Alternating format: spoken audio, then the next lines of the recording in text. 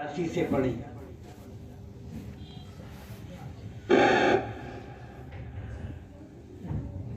پارہ نمبر 15 صفحہ نمبر 286 سورت نمبر 17 منزل نمبر 4 سبحان الذی کی رکوع نمبر 3 سورہ بنی اسرائیل کی رکوع نمبر 3 سورہ بنی اسرائیل کی آیت نمبر 3.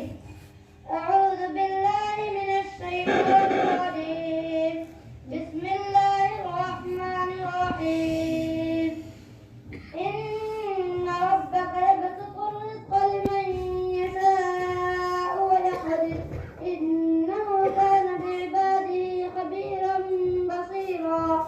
رکوع نمبر 4 سورہ بنی اسرائیل کی رکوع نمبر 4 سورہ بنی اسرائیل کی آیت نمبر 31.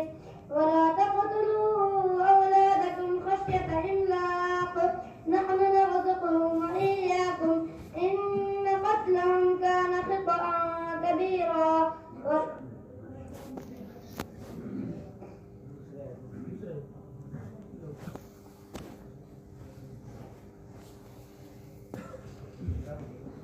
جی صفحہ 310 سے پڑھی. 310.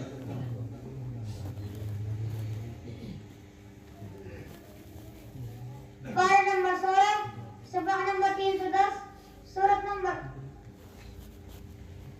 پارہ نمبر 16 صفحہ نمبر 310 جی ٹھیک. 19 منزل نمبر 4 العلوم کی رکوع نمبر 7 سورہ مریم کی رکوع نمبر 4 سورہ مریم کی آیت نمبر 52. اعوذ باللہ من الشیطان الرجیم بسم اللہ الرحمن الرحیم ونادیناہ من جانب الطور الأیمن فقربناہ نجیا ووهبنا له من رحمتنا أخاه هارون نبيا. واذكر في الكتاب إسماعيل إنه كان صادق الوعد وكان رسولا نبيا.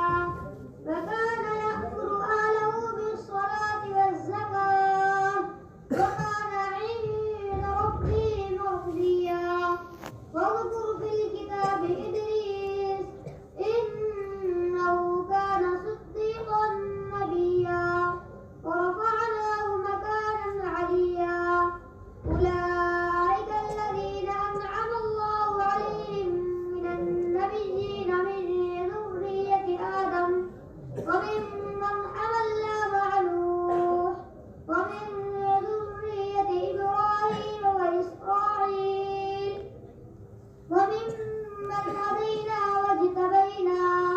إذا تتلى عليهم آيات الرحمن خروا سجدا وبكيا.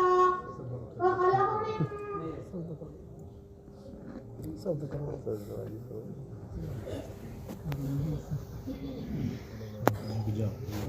السلام عليكم ورحمة الله وبركاته.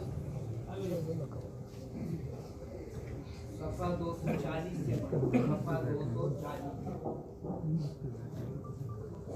پارہ نمبر 12 صفحہ نمبر 240 سورت نمبر 12 منزل نمبر 3 وما من دابۃ رکن نمبر 14 سورہ یوسف کی رکن نمبر 2 سورہ یوسف کی آیت نمبر 31. اعوذ باللہ من الشیطان الرجیم بسم اللہ الرحمن الرحیم فلما سمعت بمكرهن أرسلت إليهن وأعتدت لهن متكئا وآتت كل واحدة منهن سكينا وقالت اخرج عليهن. فلما رأينه أكبرنه وقطعن أيديهن وقلن حاش لله ما هذا بشرا إن هذا إلا ملك كريم. قالت فذلكن الذي لمتنني فيه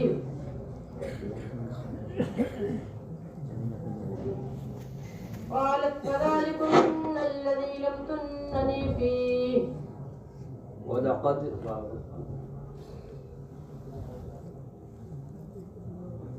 ولقد راودته عن نفسه فاستعصم ولئن لم يفعل ما آمره ليسجنن وليكون من الصاغرين. بس اتنين. صدق الله العظيم. ما شاء الله.